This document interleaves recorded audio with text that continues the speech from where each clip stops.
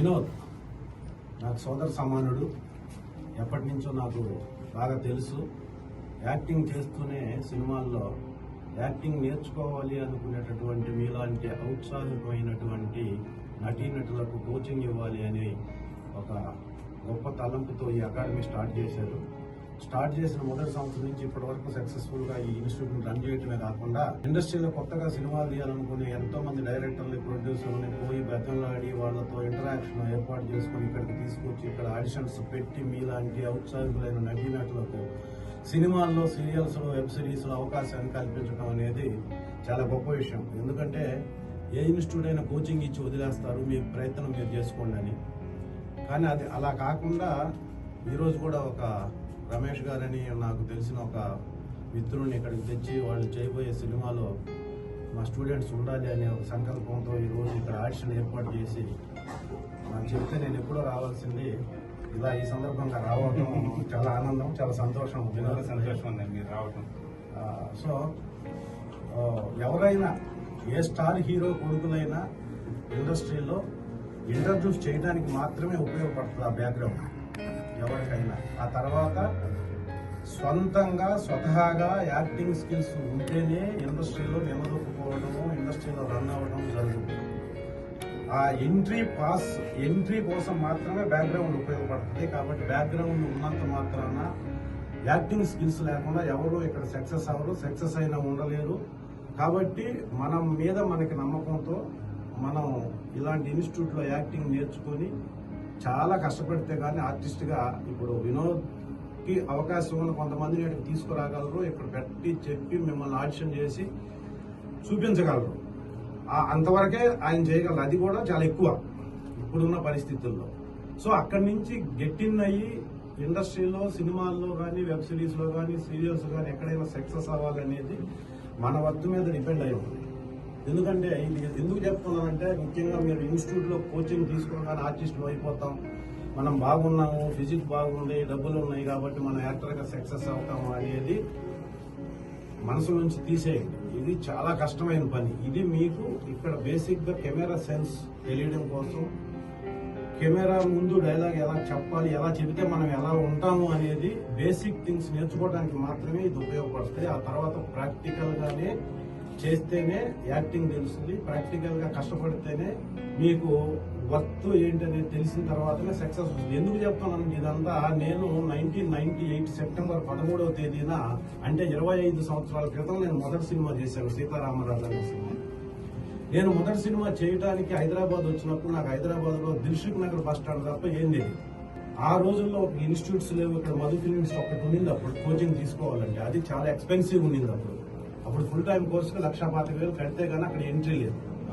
So ఇంకా ఏ institutes లేక ఉన్న స్టేజ్ ఎక్స్పీరియన్స్ తో హైదరాబాద్ పోతే ఎవడో ఏదో అవకాశం ఇస్తాడని చెప్పి నేను ఎంఏ, ఎంఈడి చేసి ఒక స్కూల్ కరస్పాండెంట్ గా, ప్రిన్సిపాల్ గా ఉండి, ఎంఏ ఎకనామిక్స్ లెక్చరర్ గా ఉండి, యూజీసీ స్కేల్లో రిజైన్ చేసి ఎవరు చెప్పేవాళ్ళు లేక హైదరాబాద్ వచ్చి దిల్సుఖ్నగర్లో దిగి ఆర్టిస్ట్ గా ట్రై చేస్తే 2 రోజులు తెలిసింది ఆర్టిస్ట్ అంటే నాట్ ఈజీ, ఆర్టిస్ట్ అంటే ఇక్కడ ఎవరిని పట్టించుకోరు అని.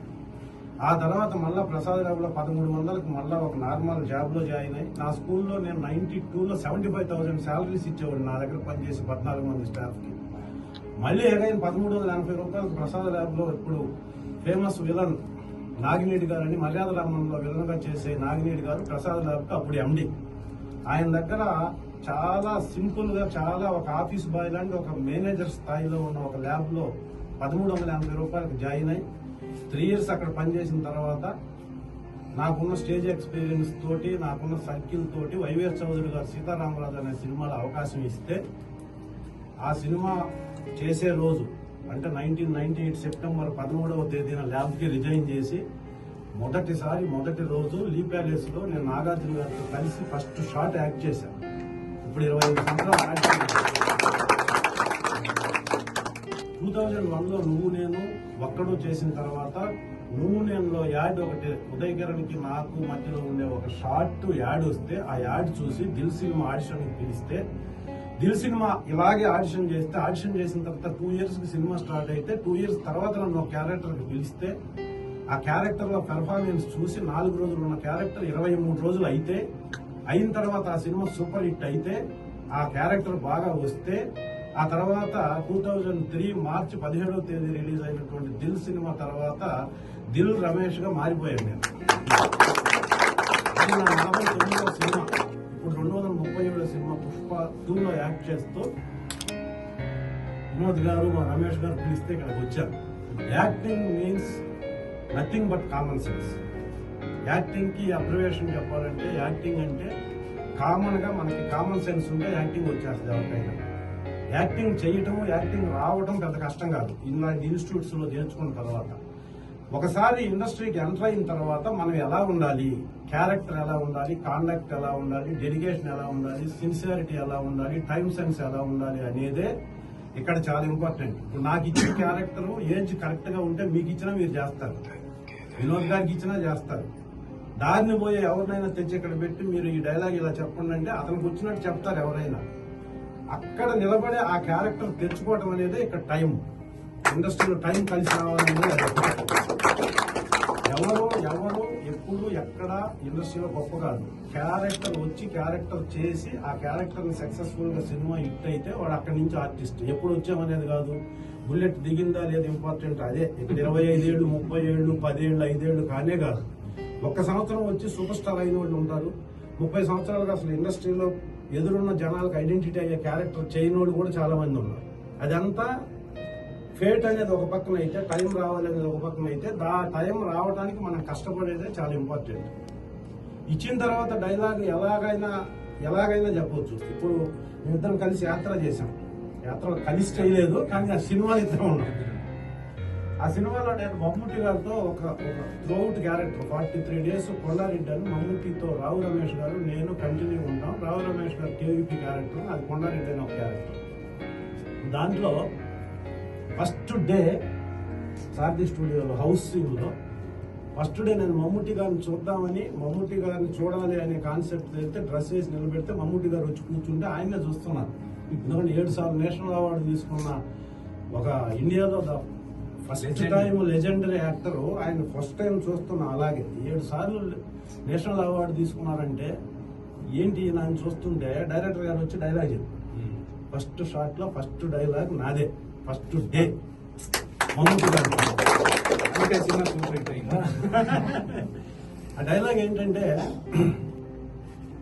వాళ్ళ నాయన బతికున్నంత వరకు మన నాశనాన్ని కోరుకున్నాడు. అసలు కూతురు వచ్చి సాయం అడిగిందని సాయం చేసుడు ఏందన్నా, నాకు నచ్చలే. ఇది డైలాగ్. ఈ డైలాగ్ వచ్చి చెప్పాడు. చెప్పి మీరు చెయ్యడానికి కెమెరా పెడితే నేను ఇదే ఎమోషన్ లో చెప్పా. చెప్తే డైరెక్టర్ గారు పరిగెత్తుకుంటూ వచ్చి ఎదురుగా మమ్ముట్టి గారు ఉంటారు. ఒక వైఎస్ రాజశేఖర రెడ్డి గారి దగ్గర ఇంత మాట్లాడేవాడు ఇప్పటి వరకు ఎవడో లేడు. ఇలా మాట్లాడేవాడు.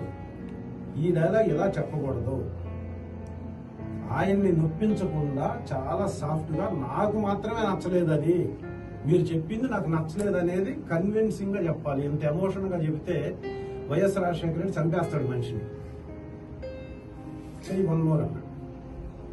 ఎందుకు చెప్తున్నానంటే, acting means nothing but common sense. అది వెంటనే వచ్చి చెప్పాడు. ఇది కాదు, ఈ ఎక్స్ప్రెషన్ టోటల్లీ రాంగ్ ఎక్స్ప్రెషన్. ఇది ఆయన ముందు ఎవడు ఇలా మాట్లాడటం, నీకు ఇష్టం లేదు, నీకు మాత్రమే ఇష్టం లేదు అనేది ఆయనకు తెలియాలి. అంతేకాని మొత్తం సినిమాలో చూసే ఆడియన్స్ అందరికీ ఇది చాలా ఓవర్ బాస్ట్ అయ్యాడు, వీడు వదిలేస్తే మమ్ముట్టిని అంటే రాజశేఖర రెడ్డి కూడా చంపేటట్టున్నావు నువ్వు. ఆయన దగ్గర అసిస్టెంట్, నువ్వు ఒక పాలేరు లాంటి క్యారెక్టర్, ఆయన ఆలోచించాలి నువ్వు చెప్పిన దాన్ని బట్టి. నాకు ఆ ఎక్స్ప్రెషన్ కావాలి చేయమని. అది చేసిందే సినిమాలో ఉంటుంది. అప్పుడు వెంటనే షార్ట్. అది అన్న నాయన బతుకున్నంత వరకు మన నాశనాన్ని కోరుకున్నాడు. అసలు కూతురు వచ్చి సాయం అడిగిందని సాయం చేసుడు ఏందన్నా, నాకు నచ్చలే. ఇది డైలాగ్.